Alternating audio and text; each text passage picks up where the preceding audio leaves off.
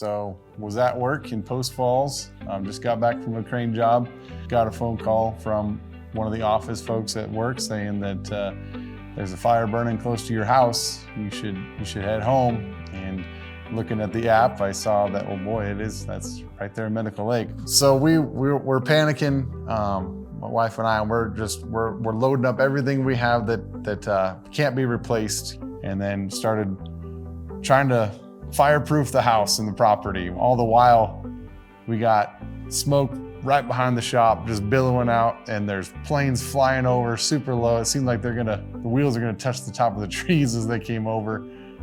Pretty hectic.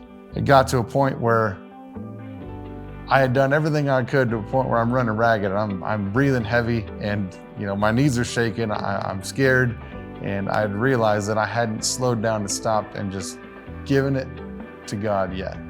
I'd done everything I could but that. And so there's a hill in the cow pasture that is the highest point in the property. And from there, it squares off with the fire. And that smoke cloud is right there. And I'm not really a get down on your knees and pray kind of guy, but this felt like one of those situations. And so I got down on my knees and I started to pray, Lord, I've done everything I can, but I know you can do so much more. And so I prayed for a hedge of protection to be placed around this place.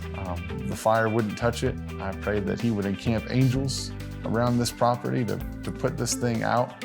And Lord, I said, I'm trusting you with everything I own because I got to go. And gave it to him in that moment. And it was hard to do because it's all of our things. So my flesh was scared to death. Like my knees are shaking, and I hadn't felt fear like that since I was in Iraq. But my spirit knew that I lay it on him because he's a good God, he's faithful, and he will look after you. And so I felt a little bit of relief giving it to him, but I was still fearful. But there was a slight bit of relief knowing that it's in his hands versus my own.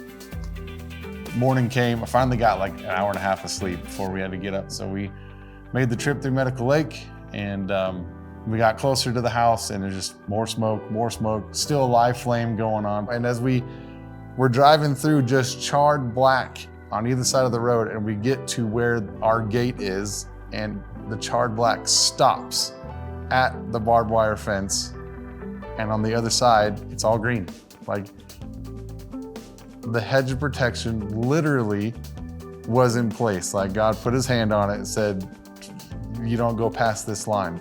I was fighting back tears the whole time as I went and assessed everything, and Tim and I were high-fiving because, I mean, very minimal damage to fence lines and anything. I mean, from what everyone had talked about the damage doing in our area, I was expecting to show up to ruin, and I was reminded right there, you prayed a hedge of protection, and here it is. So it was Sunday morning before church. I was going through my Bible just trying to figure out a verse that could best explain what had just happened with the fire, and praying and believing, and Psalm 91 just hit it on the head. I read that and immediately highlighted it, wrote Forest Fire 2023 in there, and I showed it to my wife, I showed it to Tim. Everyone was just shocked at how, once again, the living word just reaches out in that moment and captures it. And this Psalm 91 is exactly how I was feeling and what transpired. What this reaffirms to me is prayer matters. What you say matters, not empty words. What you pray, how you pray is received. It is heard and it's acted upon. If I can impart anything unto anyone, it's pray about it all, and pray with authority, and do it in Jesus' name, because quite literally, he's still doing miracles today, and he's listening.